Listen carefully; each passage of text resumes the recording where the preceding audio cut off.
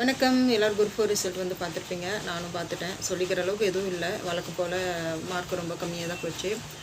ஆனால் போன தடவை இந்த தடவை கட் ஆஃப் ரொம்ப குறைஞ்சிருக்கு. பட்டு போன தடவை விட இந்த தடவை கொஞ்சம் மார்க்கு ஒரு 10 மார்க் இன்க்ரீஸ் ஆகிருக்கு. வழக்கம் போல் ஒரு 140க்குள்ளார தான் வந்துச்சு. போன தடவை 130 அந்த மாதிரி இருந்தது. இப்போ 140க்குள்ளார அந்த ரேஞ்சிலேயே தான் இருக்குது. 10,000 ரேங்க் அந்த 15,000 ரேங்க்குள்ளே 10 to 15,000 ரேங்க்குள்ளார இருக்குது. ஸோ இப்போ வந்து ரிசல்ட் இப்படி ஆகிடுச்சு அப்படின்னு என்ன பண்ணலான்னு யோசிக்கும்போது எனக்கு வந்து இப்போதைக்கு வேறு ஆப்ஷனே கிடையாது. நான் இன்னும் ஒரு வருஷத்துக்கு நான் இந்த டிஎன்பிசி ஃபீல்டில் தான் இருக்கணும், ஃபீல்டு தான் இருந்து படிப்பேன். ஆனால் இப்போ என்ன ஆச்சு அப்படின்னா நிறைய பேர் வந்துட்டு எப்போ பார்த்தாலும் டிமோட்டிவேட் பண்ணிக்கிட்டே இருக்கிறாங்க. படிக்கிறோம், பாஸ் பண்ணுறோம், பண்ணலை, இதெல்லாம் வந்துட்டு படிக்கிறவங்களோட கஷ்டம். ஆனால் மற்றவங்களுக்கு வந்து அது புரியறதே இல்லை. நான் ஆல்ரெடி வந்துட்டு முன்னாடியே சில விஷயங்கள்லாம் பண்ணி அது ஃபெயிலியர் ஆகிடுச்சு. அப்பயும் இப்படி தான் நிறைய பேர் டிமோட்டிவேட் பண்ணிகிட்டே இருந்தாங்க. ஆனால் போன தடவை நான் வந்துட்டு கம்மியாக எடுத்தேன் அப்படின்னு எடுத்தேன்னு கூட இல்லை, சும்மா இந்த மாதிரி படிக்கிறது வீடியோ போட்டிருக்கும்போது நிறைய பேர் வந்துட்டு கிரிட்டிசைஸ் பண்ணிகிட்டே இருந்தாங்க. படிக்கிற வேலையை விட்டுட்டு வீடியோ போடுறீங்கன்ட்டு. ஆனால் இப்போ யோசிச்சு பார்த்தா எல்லாருமே வீடியோ போடுறது தான் வேலையாகவே பண்ணிகிட்டு இருக்கிறாங்க. இப்போ ரிசல்ட் வந்ததுக்கப்புறம் நான் பார்த்தேன் நிறைய பேர் 110 117 இப்படியெல்லாம் சொல்கிறாங்க. அவங்கெல்லாம் டிஎன்பிசி படிக்கிறேன், டெய்லி வீடியோ போடுறாங்க. நான் வந்து எதுக்காக சேனல் ஸ்டார்ட் பண்ணேன்னா எனக்கு வந்து கம்பைன் பண்ணி படிக்கிறதுக்கு ஆள் இல்லை. இன்னொன்று எனக்கு சொல்லி தந்து படிக்கும்போது என் மனசில் ரொம்ப பதியும். அந்த மாதிரி தான் நான் ஸ்டார்ட் பண்ணேன். ஆனால் வந்து அப்போ நிறைய பேர் டிமோட்டிவேட் பண்ணிகிட்டே இருந்தாங்க. சரி எதுக்கு ரொம்ப நீங்களே பாஸ் பண்ணல, ஏன் வீடியோ போட்டுங்க அப்படி இப்படிங்கிற மாதிரி சொன்னாங்க. சொல்லிட்டு நான் விட்டுட்டேன். அப்புறம் ஒரு வருஷம் பக்கம் விட்டுட்டேன். இப்போ இந்த எக்ஸாமெல்லாம் முடிஞ்சதுக்கப்புறம் தான் கொஞ்சம் கொஞ்சம் படிக்கிறத வந்து அப்படியே வீடியோ போட ஆரம்பித்தேன். இப்போ வந்து எனக்கு என்ன தோணுதுன்னா நான் ரெகுலராக அந்த ஒரு வீடியோ போடுறதுக்காக நான் படிச்சிருந்தா இன்னும் கொஞ்சம் நான் நல்லா படிச்சிருப்பேன் அப்படிங்கிற மாதிரி எனக்கு இன்னும் மைண்டில் நல்லா நின்று இருக்கும் அப்படின்னு வந்து தோணுது.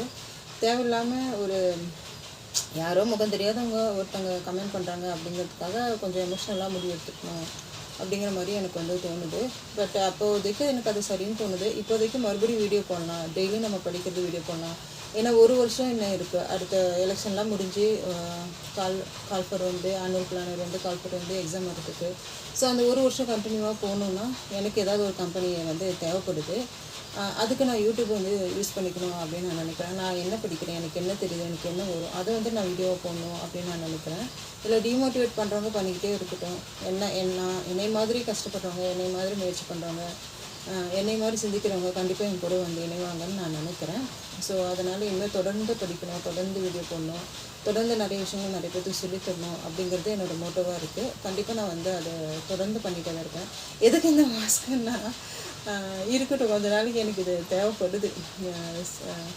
சில விஷயங்கள் ஒதுங்கி இருக்கிறது கரெக்டுன்னு சொல்லுவாங்களே, அந்த மாதிரி தேவைப்படுது. இல்லைன்னா இந்த மாதிரி மாஸ்க் போட்டு பேசுகிறதுல எனக்குமே பிடிக்காது. இப்போ டிஎன்பிசி வீடியோஸ் எல்லாம் பார்த்திங்கன்னா கழுத்து கீழே கேமரா வச்சுட்டே தான் வீடியோஸ் போடுறாங்க. அது எப்படின்னு தெரியல. சரி, ஓகே, ஒருத்தருக்கு மாதிரி தெரிஞ்சது. பட் அது கீழேயுமே பார்த்தா நிறைய பாசிட்டிவான கமெண்ட்லாம் வருது. ஏன் நாம் ஏதாவது பண்ணால் மட்டும் ஏன் நெகட்டிவாக சொல்கிறாங்க அப்படின்னு நானுமே யோசித்தேன். அப்புறம் தான் நான் திங்க் பண்ணேன்.